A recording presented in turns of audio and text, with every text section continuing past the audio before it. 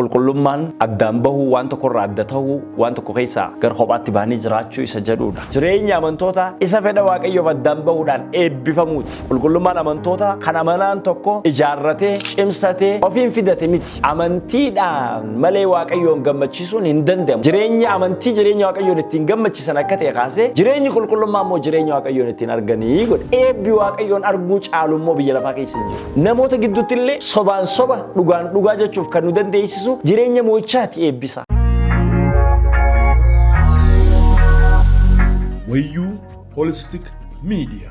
Cirra jirtu akkam jirtan kabajamuuf jaalatamu obboloota kiyya nageenyi Waaqayyo abbaa keenya gooftaa keenya fayyisaa keenya Yesuus Kiristoos akkasumas hafuura qulqulluu hafuura jireenya kan nu biraa isiniif haa ta'u. Kun Wayyuu Holistic Mediaadha. Wayyuu Holistic miidiyaa tajaajila waliigalaa barsiisa irratti akkasumas karaa garagaraa dhimmoota hawaasaa irratti hojjechuudhaaf hundaa'e kan gara YouTubeetiin sagantaasaa tamsaasudha. Ammuma irraa kaasuudhaan miidiyaa kana subscribe godhuudhaan akkasumas share godhuudhaan namoota bira akka geessan afeerraa jaalalaa isiniif dhiyeessina. Qophii kanaan wal qabatee kan isin waliin turu ani hojjetaa wangeelaa Abdusalaam Rutuwaani. Ogeessi kaameeraadhaa obboleessa keenya Naa'ol Gobanaa waliin ta'uudhaan yeroo kana eegalee turtii isin waliin goonu keessatti barumsoota guyyoota muraasaaf wal duraa duubaan darban qabannee gara keessan dhufneerraa turtii gaariin waliin isiniif haa ta'u. Wayyuu Holistic Media. Egaa arraarraa kaasee barumsoota garaa qabannee kan barannu ta'a. Kanaaf Waaqayyo isin eebbisu nu wajjin turtii gaarii jechuun barbaada. Yeroo dhiyoodhaas akka addunyaattis akka biyyaattis mata duree namoonni kaasaa hin jirre tokko kaasuun barbaada. Innis waa'ee qulqullummaati. Kitaaba qulqulluu keenya keessatti jireenya ilmaan namaa keessatti qulqullummaa wanti jedhamu iddoo guddaa isa qabu waan ta'eef egaa guyyaa har'aan tanaa hiika qulqullummaa fi akkaataa jireenya qulqullummaadhaa eega kaasne eegasii booda qulqullummaa amantiidhaa qulqullummaa barumsaanii qulqullummaa akkaataa jireenyaa qulqullummaa shaakala goonuu fi qulqullummaa waaqeffannaa wajjin wal qabatu kaasna. Egaa har'a qulqullummaa waliigalaa jireenya ilmaan namaa keessatti kasaa eegalaallee eegasii booda kutaatti aanuun ammoo waan mata duree biraa qabannee walitti deebina jechaadha. Ka'umsaaf akka nuuf ta'uuf kitaaba qulqulluu keessaa ergaa gara warra Ibrootaa boqonnaa 12 lakkoofsa 14 irra jechi jiruun dubbisa. Addumatti lakkoofsa 14 baasaa irraa kaasee. Isaan malee namni tokkolleen goofticha hin argu waan ta'eef jireenya qulqullummaaf dhamaa. Akkuma beekamu kitaaba qulqulluu keenya keessatti jechi qulqullummaa jedhu jireenya ilmaan namaa keessatti Waaqayyo iddoo guddaatti kan kaa'e waan ta'eef egaa waan kanarratti xiyyeeffannee yeroo kanatti barachuun barbaachiseera. Sababiis wantoonni baay'een wal makaadha, wantoonni baay'een faalamaadha. Toora mataa isaanii gadhiisanii karaa garaagaraatiin rakkoon uumamaa waan jiruuf nu immoo isa kana yoo dandeenye wal gorsuuf wal dammaqsuuf nu gargaara waan ta'eef isarratti xiyyeeffanna. Egaa akkuma beekamu kitaaba qulqulluu keenya keessaa kutaawwan hedduun jecha kana kaasa. Garuu hiika jecha kana hogguun fi hundeerraa deemnee ilaallu qulqullummaa jechuun maal jechuudha jennee hogguu ilaallu. Jecha kitaaba qulqulluu kakuu moofaa keessatti qaadosh yookaan ta'an jecha warra Giriikiitti immoo afaan biraatiin hagiyoos jedhanii kaa'anidha. Jechoonni kun lameen jecha addaan bahuu addaan of baasuu jedhu of keessatti akka qabatan argina. Qulqullummaan addaan bahuu waan tokko irraa adda ta'uu waan tokko keessaa gara kophaatti bahanii jiraachuu isa jedhudha. Kanaaf gara keenya bahaatitti jecha kanaan hogguu fayyadamnu naziifa ta'uu yookaan ta'an xurii irraa bilisa ta'uu yookaan ta'an kan addaa ta'uu isa jedhu of keessatti qabaata jechaadha. Akkuma beekamu kitaaba qulqulluu keenya keessatti ergamichi Phexros hogguun fi dubbatu inni si waamee qulqulluu akkuma ta'e isinis guutummaa jireenya keessaniitiin yookaan ta'an jireenya keessan hundaan yookaan ta'an adeemsa keessan hundaan akka jechuuti.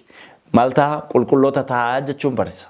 Kanaaf nuyi adeemsa jireenya keenya hundumaan qulqulloota ta'uudhaaf kan waamamne amantoota Kiristoosidha jechaadha. Meeqabaamatti maalummaa qulqullummaa waan hundi keenya beekuu qabnu qabxiiwwan muraasa kaasa jalqaba. Wayyuu Holistic Media.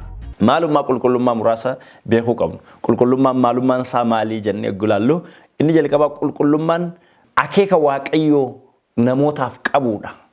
Kan adda ta'anii jiraachuun kun jechuudha.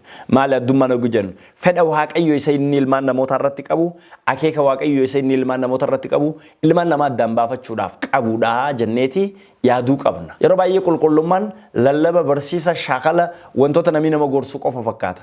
Garuu jalqaba beekamuu kan qabu fedha Waaqayyoo akeeka Waaqayyoo yaada waaqayyo ilmaan namaa irratti qabuutu qulqullummaa jedhama. Kanaaf ergaan gara warra Tasalonqee boqonnaa 4 lakkoofsa 3 irratti maal jedha? Ergamichi Phaawulos warra Tasalonqeetiin waaqayyo halalummaa irraa fagaattanii qulqullummaatti jiraachuu isinirraa hin fedhaa. So fedhi waaqayyo ilmaan namaa irratti kan ta'e kana maalummaan qulqullummaadha. Waaqayyo isatti nama barbaadu akka jechuuti. Inni gara biraaf lammaffaa irratti gulaallu qulqullummaan ofiisaayyuu amala waaqayyo keessaa tokko kan ta'edha. Waaqayyo ofiisaa amala isaatti eenyummaa isaatti qulqulluu akka ta'e kan arginu. Kanaaf kitaabni qulqulluun keenya dubbatu inni isin waame kutaarree fuqaase. Qulqulluu akkuma ta'e isinis guutummaa adeemsa keessan jireenya keessaniin qulqulluu ta'a. So nuun adeemsa qulqullummaa kan nu waame ofiisaa qulqulluu isa ta'e waaqayyoodha jecha. Egaa macaafa Saamu'eel isa jalqabaa boqonnaa 2 lakkoofsa 2 irratti dubbii waaqayyo waa'ee qulqullummaa waaqayyo dubbatu. Yaa waaqayyo qulqulluun akka keetii tokkolleen hin jiru. Si malees kan biraa hin jiru. Akka waaqayyo keenyaattis kattaa kan namaaf ta'u hin jiru. So ati addumatti fakkaataa kan qabu kan akka kee hin jiru isa jedhudha. Inni gara biraa qulqullummaa wajjin wal qabsee kitaaba qulqulluu keessatti maalummaan isaa kan ittiin ka'e qulqullummaan kan waaqayyoof ta'uudha. Yookaan ta'an addaan bahu inni jedhu kuni jireenya yookaan yaada fedha waaqayyootiif isa ta'uudha. Waaqayyoof kan ta'uudha. Namoonni waaqayyoof qulqulluu akka ta'an. Kanaaf seera bahuudhaa boqonnaa 28 lakkoofsa 30 fi innaa dhaqnee ilaallu wanti achirratti arginu kallattumaan kataa'ee jiru maali jennee gulaallu waaqayyoof kan qullaa'ee jedhi irratti caafii jedha. Eenyu irratti luba irratti. So kanaaf qulqullummaa hogguu yaannu qulqullummaan waaqayyoof kan ta'uudha. Addaan bahuun inni jennu jechuudha. Akkaataan jireenya addaan bahe waaqayyo ofiisaaf kan ta'uudha jechaadha. Fedha waaqayyo namarra qabu amala waaqayyo kan ta'e waaqayyoof kan malu akka ta'e argina. Akkasumas qulqullummaan jireenyaa fi kaayyoo galma guddaa qabuuf addaan bahuun jiraachuudha. Jireenyi ilma namaa kaayyoo qaba. Jireenyi ilma namaa akeeka guddaa waaqayyoo qaba. Akeeka waaqayyootti nama barbaadeessaniif addaan bahuutu qulqullummaa jedhama caafi. Kanaafis kitaaba qulqulluu keessaa seenaa baraa isa lammaffaa boqonnaa 29 lakkoofsa 5 gulaallu wanta akka daraaraa warqee qullaa irraa hojjedhuuti akka nama mallattoo irratti galchee qirixuutti waaqayyoof kan qullaa'e kan jedhu isa irratti qirixii baasii jedha. Kun kan argisiisu galma tajaajila kaayyoo wantoota garaagaraa waaqayyootti nama barbaadeef addaan bahu isa ta'e jechaadha. Kanaaf galma guddaa kanaaf tajaajiltootaaf addaan bahu kuni kutaan kulne tajaajiltoota mana qulqullummaa ilaallata. Kiristiyaanota keessaa tajaajiltoonni addumatti amantoonni tajaajiltoonni wangeelaa hunda caalaa jireenya itti waamaman saniif addaan bahu akka qaban kan ibsuu jechuu maalummaa isaarraa. Inni gara biraaf shanaffaa irratti arginu qulqullummaan waaqayyo biraa kan dhufe namatti hin jiraateef eebba kan fiduudha. Yeroo baay'ee jireenya qulqullummaa jalqabsisee eebba inni of keessaa qabu namoonni hin beekan. Badhaadhina inni of keessaa qabu namoonni hin beekan. Akeeka inni of keessaa qabu hin beekan. Kanarraa kan ka'e qulqullummaan yeroo ni fi teenyee yaannu eebba guddaa kan of keessaa qabudha. Kanaaf Israa'eloonni sababa biraarraa addatti kan naaf qullooftaniidha. Isin anaaf qullooftanii jiraattan ani immoo midhaaniif bishaan keessaniin eebbisaa inni jedhu isarratti kan hundaa'edha. Malee akkuma arganii jiraatanii gadhiisitti jiraatanii waanuma barbaadan jiraatanii isa eebbi keessa jiru miti jireenya amantoota. So jireenya amantoota isa kam yogguu jennu jireenya amantoota isa fedha waaqayyoof addaan bahuudhaan eebbifamuuti. Inni gara biraa qulqullummaan hiika bu'uuraa gurguddaa sadeen tokko akka qabu kitaaba keessaa argina. Addaan bahuu of kennuu akkasumas qullaa'uu yookaan ta'u waan xuraarraa fagaachuu isa jedhu argina. Egaa addaan bahuu inni jennu kitaaba qulqulluun kallattumaan kan ka'e cubbutti fedha foonitti hojii seexaanaatti biyya lafaa jala fedha biyya lafaa jala of galchutti wantoota garaagaraatti addaan bahuun akka nurra jiruutu kana qulqullummaanii jechaadha. Inni gara biraa of kennuu isa jennu waaqayyoof of kennanii isa jiraatantu qulqullummaa jedhama. Akkasumas waan xuraarraa fagaachuu dhagna ofii qullaa'ummatti eeguu obboleessi keenya Yaaqoob akka kaasu isatti hin deebi'u waan ta'eef yeroo biraaf akkasitti nuufaa turu. Inni gara biraa sadarkaawwan qulqullummaadhaa waan jedhamu beekuutu nurra jira. Maalummaa qulqullummaa eega beekne. Qulqullummaan sadarkaa sadiin kitaaba qulqulluu keenya keessa ifatti taa'eera. Inni jalqabaa qulqullummaa sadarkaa fayyina argamsiisu. Tokkoffaa Qorontos boqonnaa 6 lakkoofsa 11 kaasee gulaallu isin keessaa kaan warra akkasii turan. Garuu maqaa gooftaa Yesus Kiristoosiin hafuura waaqayyo keenyaatiinis cubbutti dhiqattaniittu. Warra waaqayyoof qulqullaa'an taataniittu. Waaqayyo durattis qajeelota taataniittu. sadarkaa fayyinaatti isa Waaqayyo nama qulleessu dhiiga Kiristoos ilma isaa dhangala'een Waaqayyo nu qulleesse isa qulqullummaan inni sadarkaan isaa inni jalqaba nami Kiristoos hin oggoamanu an qulqulluu miti jedhee nahu sodaachuun qabu eeyyee xuraa'oota cubbamoota warra badiinsaa turre garuu har'a cubbamoota miti cubbuu hojjechuu dandeenya kanarraa kan ka'e xuraa'oota miti nuti Waaqayyoof kan qulloofneef kan addaan baanedha garuu immoo qulqullummaan keenya sadarkaatti aanu biraas qaba akkuma qulqulluu taane inni lamaffaadha maali qulqullummaan jennee ogguun ilaalluun jalqaba sadarkaa fayyinaa tokko ta'u inni gara biraa maali oggennu akkaataa jireenya guyyaa guyyaatiin Waaqayyoof addaan of baasuudha. Wayyuu Holistic Media. Jireenya keenya guyyaa hundumaa keessatti namoonnummaan Waaqayyoon qulleeffaman Waaqayyoof qulleeffamanii addaan baafaman kun addaan bahanii wantoota garaagaraa amaloota garaagaraa irraa addaan bahanii yeroo hundumaa of guddisaa jiraachuutu qulqullummaa jedhee macaafiqa. Kanaaf Qorontoos jalqabaa boqonnaa 1:2 irratti maal jedha gara waldaa Waaqayyoo isa mandara Qorontoos jiru gara warra karaa Kiristoos Yesuus qulleeffamanii warra iddoo garaagaraatti maqaa Yesuus Kiristoos gooftaa hunduma keenya waammatan hunduma wajjin qulqullaa'ota ta'uudhaaf waamamanitti kana caafuu kooti ta'uudhaaf kan itti waamaman kana gugaasu ergamichi warra Efesooniif ammoo Phaawulos fedha Waaqayyootiin ergamaa Yesuus Kiristoos kanan ta'e warra Kiristoos Yesuusitti amananii Waaqayyoof qulqullaa'anii mandara Efesoon jiraataniif kana caafuu kooti. Negara biraa akkuma arginu Ibroota irrattis Qolaasiyaas irratti soggoo arginu addumaan Ibroota boqonnaa 10 lakkoofsa 10 irratti akka jaalala Waaqayyo sanitti dhiiga Kiristoos Yesuus isa hundumaaf akka ta'utti yeroo hundumaaf akka ta'utti al tokkicha aarsaa ta'ee dhiyeeffameen nuyi Waaqayyoof qulqulleeffamneerra jedheeti isa kaleessaa kaasee eegasii booda akkaataa jireenyaa itti fufaa jechaadha.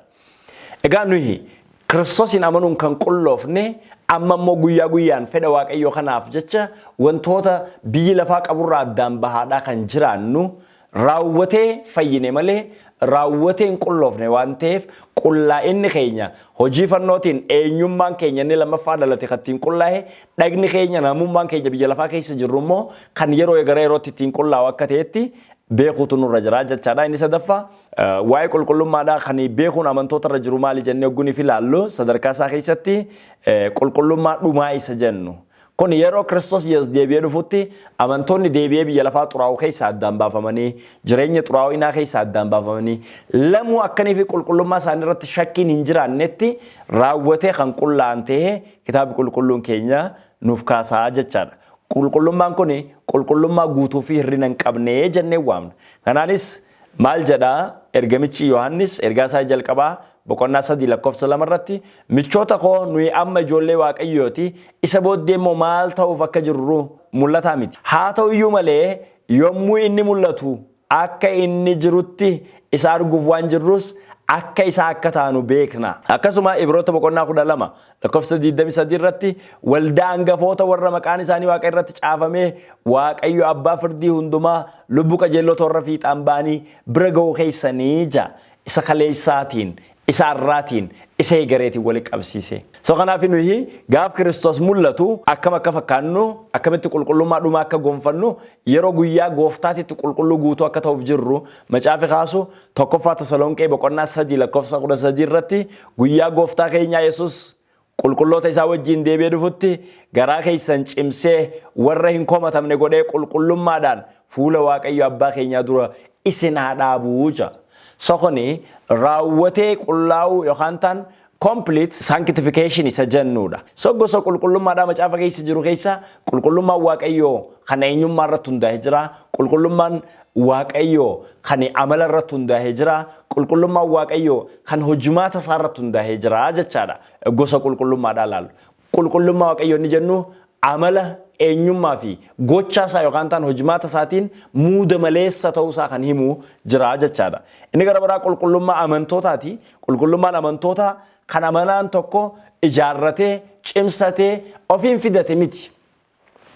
Waaqayyo irraa kan argate Waaqayyoon kan qulleeffame garuu dhaala ofii kan godhate eenyummaan kan qabnu osoo hin tahin kannaadhaan kan fudhanne qulqullummaa amantootaati. Deebii akka nurraan fudhatamnetti akka eegnuufis kan akeekkachiifamne hanga dhumaattis cimsinee akka qabnuuf akkanii fi dammaqinaan keessa jiraannu jireenya itti qulleeffamne jireenya amantootaatu jira jechaadha. Egaa obboleeyyan kiyya kanaaf waan isinii himu Waaqayyo eenyummaa amalaa fi gocha isaa irratti hundaa'ee qulqulluu hogguu ta'u nu immoo Waaqayyo irraa kan arganneen qulqullummaadhaa qabnaa jechaadha. Inni gara biraa qulqullummaa mi'a tajaajila yookaan meeshaa tajaajilaaf ta'uuti. Manneen qulqullummaa Israa'el keessatti Waaqayyoof meeshaaleen oolan deebi'anii waan biraatiif akka oolletti qulleeffamanii kan itti addaan baafaman qulqullummaa akkasiitu arginaa jechaadha. Qulqullummaan amantootaa kuni guutuu ta'ee raawwatee kan mul'atu yeroo Yesuus dhufe yoo ta'ellee arra guutuudha. Mi'i Waaqayyoof addaan baafame qulqulluudha. Waaqayyoof isaa qulqulluudha. Egaa Naafi hoggunee fi gosa qulqullummaa laallu qulqullummaa isa kan Waaqayyoo beekuun nurra jira. Inni kan Waaqayyoo amala isaa, eenyummaa isaa, gochaa fi hojimaata isaa keessatti muudamalee isa ta'uu irratti kan hundaa'e ta'uu isaa arginaa jechuudha. Eenyummaan isaas amalli isaas fakkaataaf gita hin qabu. Garuu amala isaa irraa namootaaf waan kenneefi qulqullummaa Waaqayyootitti amala Waaqayyootitti hirmaattu ta'uun namootaaf haallitti kennamee jira. Garuu immoo kan isaa eenyummaa irraa hogguunii fi ta'u kan nama argachuu irraayi. Qulqullummaan meeshaa mana qulqullummaa keessatti tajaajilan garaagaraa Israa'el gidduutti Waaqayyoof kan qullaa'e jedhanii qulleeffaman immoo jira. Arraas mi'i Waaqayyoo kan namni ta'uu barbaadu waan hamaatti haa fagaatu jedhameera nu ilaallata. Arra sadarkaa meeshaatti meeshaan qulqulluu jennu yoo jiraachuu baatellee hojimaatni tajaajilli akkaataan adeemsaa fi wanti fedha Waaqayyoo ittiin raawwannu garaagaraa qulqullaa'uutu irra jira. Kun immoo nurraa adda karaa hojimaata keenyaa waan ta'eef jechaadha. Wayyuu Holistic Media. Namoonni qulqullummaatti akkamitti dhufanii jennee oggulaallu qulqullummaatti namoonni karaa sadiin akka dhufan argina. Inni jalqabaa hojii Kiristoos Yesuus fannoo irratti hojjete amanuudhaan akka ta'e argina. Namni hojii Kiristoos qofa fannoo irratti amanuudhaan dhiiga Kiristoos dhangaleessaniin qulleeffamaa jecha. Inni lammaffaadhaa adeemsa deddeebii fi akkaataa jireenyaatiin akka ta'e argina jecha. Namni adeemsa deddeebiinsa akkaataan jireenya isaa qulqullummaa Waaqayyoo fiiduu Waaqayyoof ta'uutu irra jira. Inni sadaffaadhaa maali jennee hogguuniif ilaallu hanga dhumaatitti of eeguu isa jennu. Of eeguudhaan. So qulqullummaan namoota kanarratti hundaa'ee jechaadha. Hojii Kiristoos fannoo irratti hojjete dhiiga dhangaleetti amanuu akkasumas arra jireenya ofii addaan baasanii jiraachuu jireenyuma addaan baasan kana hanga dhumaatti eeguu kan gaafatu ta'eeti arginaa jechaadha.